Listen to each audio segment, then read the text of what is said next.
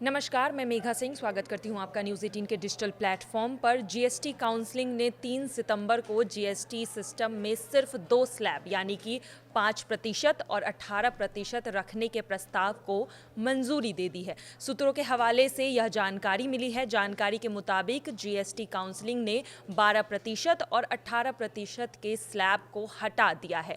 बता दें कि जीएसटी काउंसलिंग की बैठक में 3 सितंबर को शुरू हुई थी और यह बैठक 4 सितंबर तक जारी रहेगी। केंद्रीय मंत्री निर्मला सीतारमण की अगुवाई में जीएसटी काउंसलिंग की नई दिल्ली में यह 56वीं बैठक हो रही है। जीएसटी काउंसलिंग की 56वीं बैठक में पहले दिन 12% और 28% टैक्स स्लैब हटाने के प्रस्ताव को अब मंजूरी दे दी गई है। इस बात की जानकारी बिहार के वित्त मंत्री सम्राट चौधरी ने मीडिया से बातचीत में दी है। उन्होंने बताया है कि मौजूदा स्ट्रक्चर को सरल रखने के लिए 2 स्लैब 5% और 18% 22 सितंबर से लागू किए जाएंगे। इस 2 दिन की मीटिंग में वित्त मंत्री निर्मला सीतारमण की अध्यक्षता में गुड्स एंड सर्विसेज टैक्स यानी कि जीएसटी दरों के प्रस्तावों और सुधारों पर चर्चा जारी है। 4 सितंबर को यह मीटिंग खत्म होगी।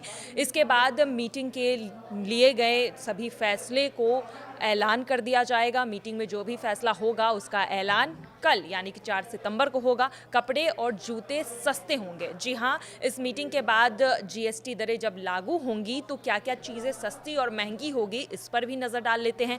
तो सूत्रों के मुताबिक 2,500 रुपये तक के जूते और कपड़ों पर जीएसटी दर घटकर 5% किया जा सकता है, जिससे ये चीज़ें ग्राहकों के लिए सस्ती हो जाएंगी। एक रिपोर्ट के मुताबिक अब माइक्रो, स्मॉल और मीडियम इंटरप्राइजेस और स्टार्टअप के लिए जीएसटी रजिस्ट्रेशन में लगने वाला समय 30 दिन से घटाकर सिर्फ 3 दिन कर दिया जाएगा।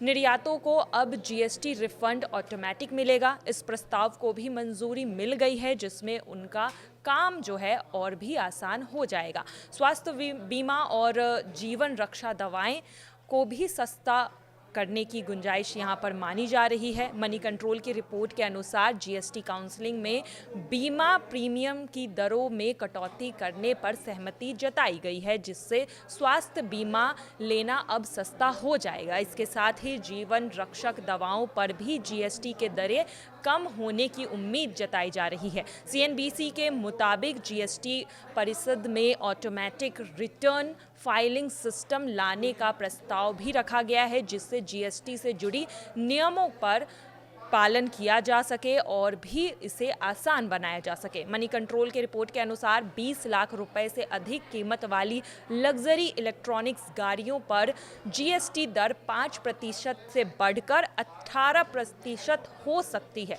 यानी कि लग्जरी कार्स अब महंगी हो सकती। अगर यह प्रस्ताव मंजूर हो जाता है तो टाटा मोटर्स, महिंद्रा, टेस्ला और मर्सिडीज जैसी कंपनियां यह एक बड़ी चुनौती झेल सकती। सूत्रों के मुताबिक जीएसटी काउंसलिंग की मीटिंग में विपक्षी राज्यों ने केंद्र से राजस्व की सुरक्षा और उपभोक्ताओं के हितों की रक्षा की मांग की है। विपक्षी राज्यों का कहना है कि कंपनियों को कम टैक्स का फायदा उठाकर मुनाफाखोरी नहीं करने देना चाहिए। टैक्स में कटौती का पूरा लाभ सीधे ग्राहकों की जेब तक पहुंचना चाहिए। साथ ही वो चाहते हैं कि नए टैक्स स्लैब से राज्यों को होने वाले नुकसान की भरपाई के लिए एक साफ सुथरी मुआवजा योजना बनाई जाए। कुछ बीजेपी शासित राज्यों ने भी इस बदलाव से राजस्व घाटे की चिंता जाहिर की है, लेकिन अब देखना यही है कि कल 4 सितंबर को जब ये मीटिंग खत्म होती है तो और भी क्या बड़े ऐलान किए जाते हैं,